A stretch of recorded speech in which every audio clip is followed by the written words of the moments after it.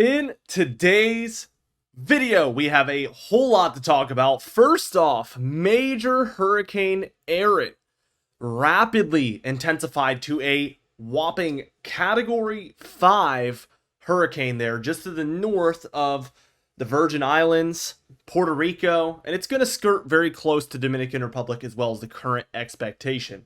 In addition to this, we're going to be talking about something that we were looking at as a bit of a signal for cold air towards the end of August, but is now looking like a likelihood of far below average temperatures to take us from August into September, which will bring very, very cool conditions compared to what's typical, probably a lot of 60s and 70s, and is probably going to be more significant than the one we saw for the first week of August because all of our average temperatures have dropped by a few degrees. So this is actually going to be more substantial than that earlier on one again in August. So let's take a look first off at this hurricane, and we're taking a look at the satellite imagery from the second the sun came up all the way until 2:12 p.m., which is when I'm recording this.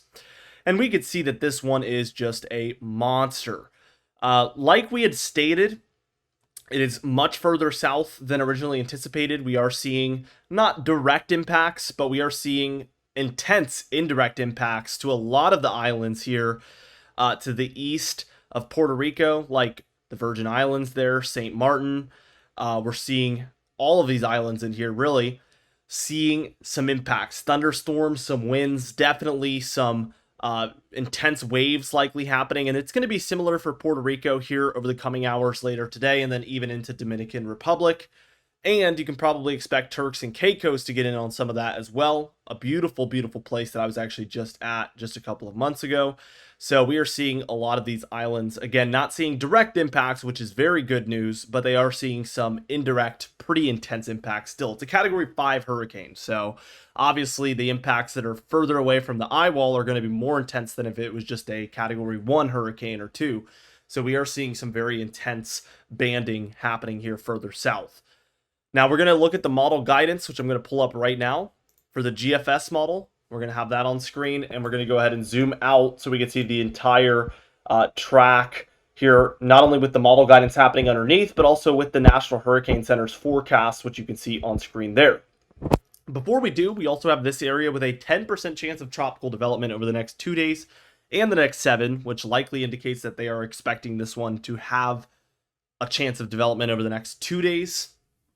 Otherwise, it would probably go up as we reach the days 3 through 7. This one does not, so this is likely, obviously, a very small risk, but a very short-term risk as well. Now, let's put this in motion here, and we can see our hurricane follows roughly the National Hurricane Center's track there. Very, very on par with what they're calling for. We also get another hurricane there crossing over some of your islands just afterwards. Let me pause it. So by the time the hurricane is here, this will be the 20th, so 4 days from now. The East Coast, it is not completely ruled out, but with every single day that goes by that we see the models and the National Hurricane Center and everything really just sticking with this northward track, obviously the chance of the East Coast seeing impacts significantly goes down. So that's incredible news.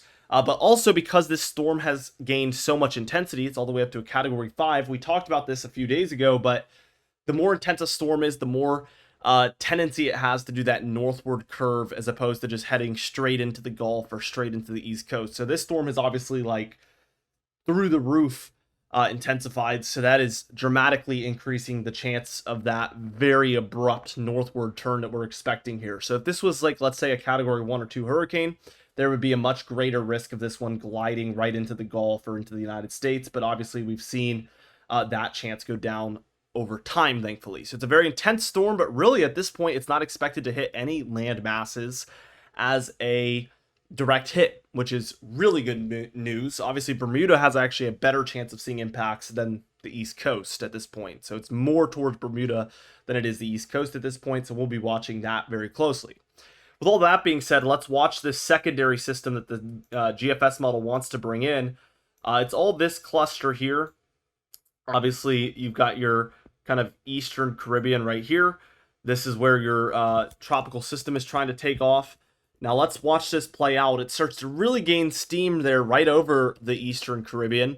And this one actually tracks right over Dominican Republic, and Haiti as what looks to be a pretty intense hurricane. We can see the eye there right before it smashes into there. So this would be on the 24th. So this isn't even 10 days out. This is actually 8 days out, which is a more extended range. Definitely something we have to watch. But we've known kind of that there would be more waves coming off of Africa. Don't know if it'll be this intensity. Don't know if it'll take this track, obviously, but it is definitely a concerning look. After this model has it kind of scraping along northern Cuba and then actually hitting the Florida Keys and coming very close to some of these southwestern areas of Florida, like Fort Myers and even the Tampa Bay there, as you can see by this point, would be seeing some of that outer eye wall. Of course, again, the specifics don't matter too much. This is by days 11, so this is the extended range. And really, we're looking at the more broad stuff here. This model does have a hurricane. It does have favorable conditions for tropical development, and that's definitely going to be something to watch for. That storm also re-enters into the Florida Panhandle before kind of breaking up over the deep south of the United States. Let's go ahead and move into the European model. Again, the main focus today is actually going to be on that colder air coming in. So we're going to move into some of our storminess and then those temperatures. Let's take a look at this. And as you can see, by the time we're reaching this evening, afternoon-evening time frame, what we are seeing is a considerable amount of thunderstorms actually throughout the southeast, especially Georgia and Florida here. We also see quite a bit of activity in the western states. We can see from the Pacific Northwest all the way up into Canada, all of the Rockies here, Mexico as well. So we're seeing a lot of these western areas seeing a considerable amount of activity. And then we also see the Midwest and Great Lakes getting in on some of that. As we reach towards tomorrow afternoon, we can see, again, the western states actually slow down a little bit. We still see some of the northern Rockies seeing showers and thunderstorms there. But mostly the central states is where I would say the most activity is actually at here. So definitely something we're going to be watching for very, very closely. We also see Florida and Georgia still seeing some thunderstorms. Also up into the northeast, as well as some of the mid-Atlantic and Ohio Valley. We see Ohio, Indiana, West Virginia, Pennsylvania, New York, into northern New England there. Seeing plenty of activity. Definitely something interesting. And as we move towards Monday afternoon, kind of early evening, late afternoon, we see our hurricane on screen here just to the northeast of the Bahamas. We also see, again, Florida dealing with these daily thunderstorms. Nothing too crazy for them. The Mid-Atlantic also seeing some thunderstorm activity, as well as the Midwest, which seems to just be an active spot, and it's kind of been that way all summertime long. As we keep going towards Tuesday, we see our hurricane coming in. We see a lot of the eastern states dealing with scattered pockets of thunderstorms and showers, so I'm not really going to break that down. But as we head towards Wednesday the 20th, it's pretty clear that this European model is a lot closer to the eastern seaboard with this hurricane than basically every other model I'm seeing. So this is the furthest west model with this storm pretty much out there to my knowledge. I think the Icon model, which is usually not a hurricane model, people don't usually use it for hurricanes, but that model has been showing some crazy, crazy solutions. Very, very far west, maybe even more than this, but these are overall outliers, so I want to kind of point that out here. Outside of that, I mean, we do get some outer band activity here in South Carolina and North Carolina here by Wednesday on the 20th, so we'll be watching. I mean, if this thing trends any further west, I think it's going to be very hard for there to be any sort of direct impact to the East Coast, but if we get stuff like this, it could be impactful with some winds, showery activity. If you live near these areas and you've experienced these tropical systems, you know what I'm talking about. It's just different. It's much different than any other type of storm, so might be tropical storm type impacts. Can't really rule that out. We'll be watching closely, though, of course. As we look towards Thursday, we see this storm, while it was generally moving northward, it does start to curve back towards the east, which is going to sort of lower the chance for any even indirect impacts for parts of the northeast for the most part. So we keep going towards Friday. We see activity is a little slower for most of the nation, but the deep south and southeast is seeing a lot of activity here. Also, if we note the jet stream, we're going to get into the temperatures in a little bit, but we can see we're starting to get this ridging action out west where it's lifting up, and this is kind of creating an imbalance that is forcing a lot of this cooler air into the east. And to make things even more perfect for cold air, we actually have a low here south of the Hudson Bay. And this thing has a swinging, crazy cold front, and that is also working sort of as the front edge for a lot of that cooler air moving in. So there's a lot of signals here as we move past the 20th for cooler air in the east. And as we head towards Sunday, that effect is kind of taking place here. Pretty classic stuff here. By the time we're looking at Sunday evening, 8 p.m. here. Again, that ridge is expanding even all the way up into Canada, where we have a really intense ridge. And now a much more intense trough moving into the east. We do see some of that lifting up as it heads eastward. So with this trough, it's peaking over more of the Midwest. We do see this kind of rushing warm humid air creating a lot of thunderstorms around for the eastern seaboard. That's really classic stuff here. And then by Monday, it has arrived mostly for the east. We even get maybe a tropical system, maybe a nor'easter type system trying to develop on and along that jet stream. They're very close to the mid-Atlantic and northeast, so some storminess might be obviously a side effect of this jet stream getting so wobbly, especially for this early in the year. It's very untypical to see this type of ridge and this deep of a trough. This is a very significant one, and this has really escalated from what we saw a couple days ago on the models. As we keep going, that trough kind of just sits over the east. We even get another cold front here as a low is nearby the Great Lakes. Between the Hudson Bay and Great Lakes, it's kind of a classic location. Swinging cold front, and we actually see a reinforcement, I would call it, of this colder air as we move close to the first day of September. I mean, this is going to be quite the way to head into September here, the first meteorological fall month. Meteorological fall starts on September 1st, and if this was the look, we would get a very October-like September 1st, I would say. So we'll be watching for that very closely. Total precipitation, obviously this hurricane dodges us. We don't get that very southern one on this model. We do see plenty of precipitation for most of the deep south along that Gulf Coast and also along the East Coast, and also from the Four Corner states through the plains and Midwest.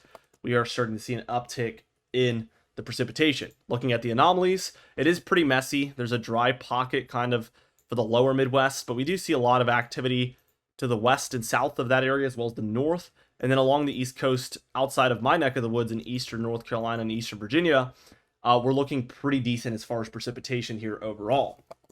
Now, for those temperatures, this is where things get crazy. We are warmer right now. We do have some cold air. It's kind of a stalemate, right? We've got this cold air trying to push in over that Canadian border, as it oftentimes does. And then for the most part, we've got an equal push or so of warm air from the south, and it's at this like stalemate. So the trenches in here is really that separation area where there is some cooler air able to make its way just to the south of that Canada-US border. But it's not putting up too much of a fight, and that's probably because of this cooler air we see along the west coast. This isn't very supportive of any large-scale troughs in the east just yet. As we keep going, we do see some of that cooler air is able to work its way in, but obviously nothing significant. All these light blue and light yellow areas are within, let's call it 3-4 degrees of what's typical. So what I would usually call that is a difference that you probably wouldn't feel just by going outside. So that is very close to normal. But by this 22nd date that we're looking at now, you can see this is completely shifted. We see a warmer pattern out west. We call that a positive PNA. And we already see this Arctic air charging up. It's moved down from northern Canada and Alaska up there in the Arctic all the way down into southern Canada. That's why we call it an Arctic blast. Not because it's going to be 32, but because it is a blast coming from the Arctic, if that makes sense. I think that makes a lot more sense than a specific temperature. Still, people try to debate it, but I think it's just a lot more logical. As we keep going, we see this more significant Arctic blast start to move in, and it's moving in right as we get this positive PNA actually surging even further here, as you can see, really intensifying, and we've got this cold air just pouring in. Again, a lot of 60s for the northern areas, 70s for others. This is going to feel very fall-like, and we actually just see that one kind of hang out. The only areas that really struggle is going to be like Texas, Oklahoma, Arkansas, Louisiana, Mississippi, Alabama, Tennessee, Kansas. If we just watch those areas, I'll leave the drawing on screen, but we really see a lot of warmer air sticking around for these folks. It's not until this second one comes around, this reinforcement that we were talking about earlier, where we get basically the entire central and eastern states below normal, and this is coming right as it's August 31st.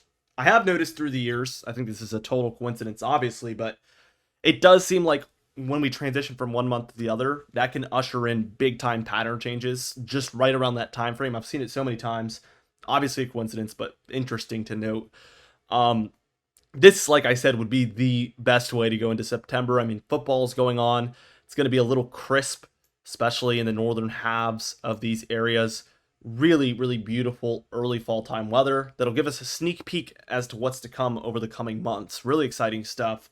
And there's no telling how long this will last because we still have a very healthy positive PNA by this point. So if this continues to look this way, it is at hours 360, but if it continues to look this way, this is a really strong signal for some substantial and sustainable cooler air hanging out in the east for a while.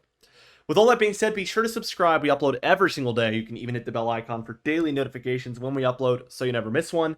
Be sure to like the video if you did enjoy it. Leave a comment down below, and I'll see you guys in the next video.